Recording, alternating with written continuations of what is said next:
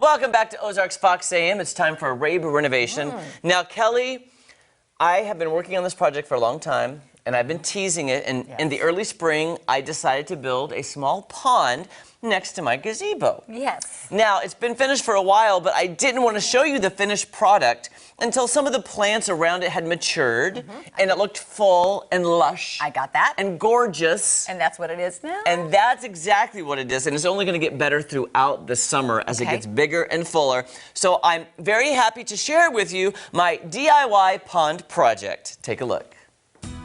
Hey everyone, it's DIY time. Now, you might remember last summer when I completed this amazing gazebo project. From installing the corrugated tin roof, to painting and screening in the gazebo, and then landscaping the amazing flower bed that looked awesome all summer long. But last fall, I was looking at the gazebo and I thought, there's something missing. How about a beautiful water feature? So today I'm going to build a pond with a little waterfall so I can plant some of my favorite water plants like water lilies and water hyacinth.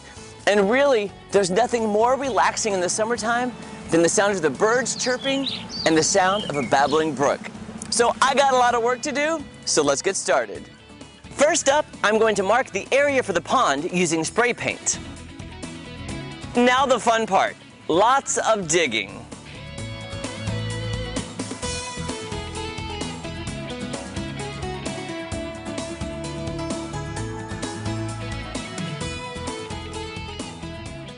I'll also make sure that the ground on all sides of the new pond are level.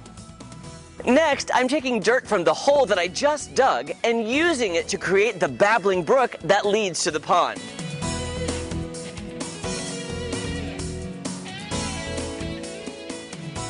Then, I'll add geotextile fabric to the bottom of the pond bed to ensure that rocks won't poke through the liner that could possibly lead to the pond leaking.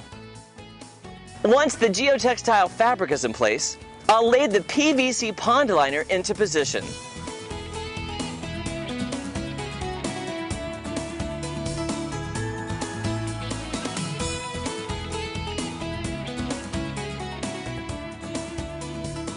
To keep the pond liner in place, it's time to fill up the pond and keep smoothing out the areas of the liner that might be wrinkled or creased. Then I'll cut off some of the excess liner. To create the waterfall feature, I'll place a pump in the bottom of the pond and run the water hose up to the top of the waterfall.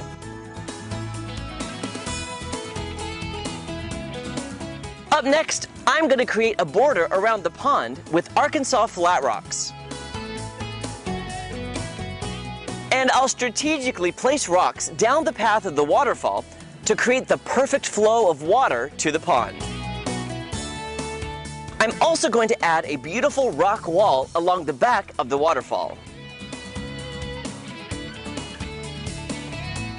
Then I'll cut off the remaining extra liner and install landscape edging to give it a more finished look. For a more natural look, I'll be filling the gaps between the larger flat rocks with pebbles, stones, and pea gravel.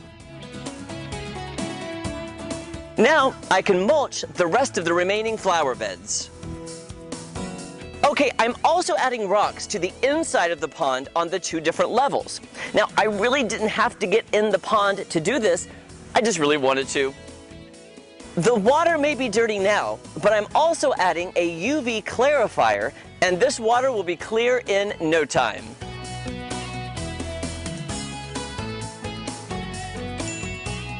I'm almost done.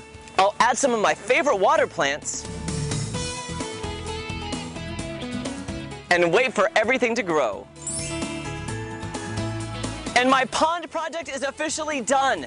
It is the perfect addition to my gazebo, and I could not be happier with the finished result. I can't tell you how many mornings I've already spent right out here with a cup of coffee, listening to the sound of the water, watching the birds, and looking at the beautiful flowers. Creating your own outdoor pond is easier than you think. If I can do it, you can do it. Until next time, I'm Jeremy Rabe, marking off another project on my long list of Rabe renovations.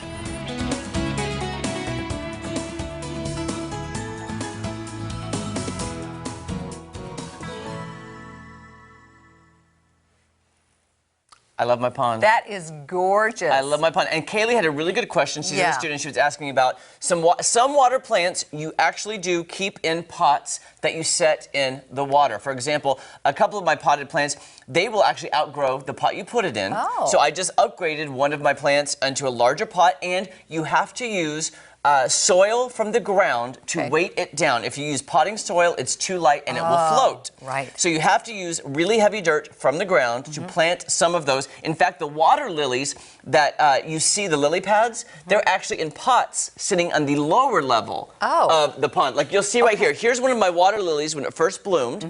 This comes up from the lily pads. It's in a pot in the very bottom of the lower level of the pond.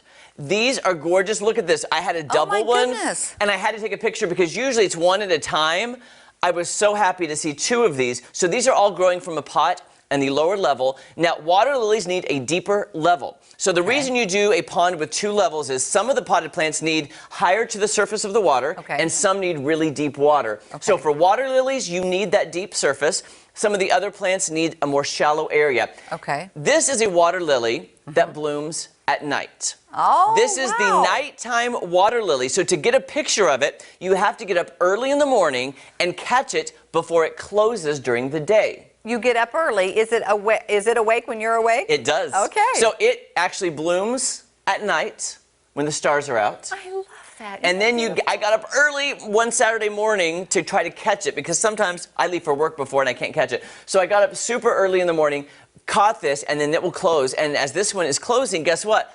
The pink ones are then blooming during the day. Isn't that awesome? God created something that blooms beautifully at night or in the early morning. Isn't that crazy? I love that. That is so cool. Now, I didn't understand before that water lilies had this long stem on them. Oh, they have very long stems. I didn't realize that. Because the pond is about 2 feet deep at the lowest part. So the pot, you know, it's a good maybe 6 to 8 inches. Okay, I had to show this picture. Would you look at my dog, Celine Dion? Would you look how adorable she is? I was out in the yard doing something, and I looked over, and she is just sitting there next to the pond. She likes the pond. What?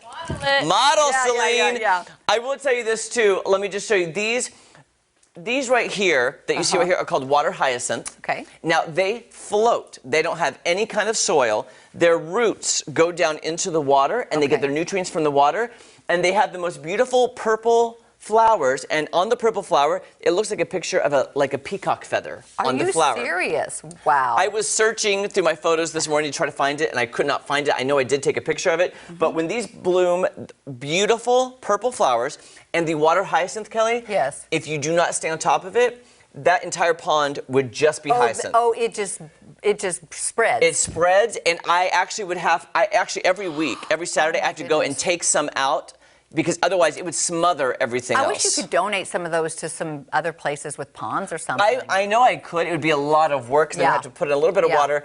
I do like to buy water plants online, but there are some great places around Springfield that you can get your water plants. I know I've gone to Wickerman's before. It just depends on what you like, and I just love the sounds and the colors of water plants because it's so different than what you get if just a regular plant that you plant in the ground. I don't know anything about water plants. Let me ask you, is there anything specific in that water that they need? Do you put any kind of nutrient in the water that they need at all? That's what I love about this. It's completely natural. You'll see I did put a UV clarifier in there, which keeps the water clear. It filters out. Now, I did put it did grow some algae. Now, I did have to put in some special things that are all natural to get rid of the algae, because the algae then would be green and floating on top. And when you first do a pond, that's going to happen. As long as you stay on top of it, then the algae will stay away because you don't want the algae to smother out the plants. That is just gorgeous, Jeremy. I would love to pay you to come to my house and put a pond in. You will find nothing but rock when you start to dig. Then I will say, Kelly, have fun. It'll cost you $6,000 or more, actually. Kelly, I'm really blessed to have the soil that I have. You are. Yes. It's beautiful. I love it.